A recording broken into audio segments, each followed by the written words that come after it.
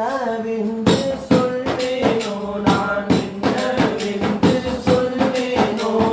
நபியே உங்கள் காதலிலே நான் சொன்னால் சொல்லில் அடங்கிடுமோ இறைவா நீ கண்டு ரசித்தாயே நபியின் அழகை அரிசினிலே கண்ட மகிழ்வை தருவாயே பாவி எங்கள் கண்களிலே சொர்க்கமே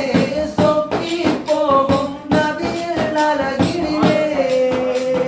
பாவி கண்கள் பரிசுத்தமாகும் நபியை கண்டால் யா ரசூலல்லாஹ் புகாரோ யா ரசூலல்லாஹ் யா ஹபீபல்லாஹ்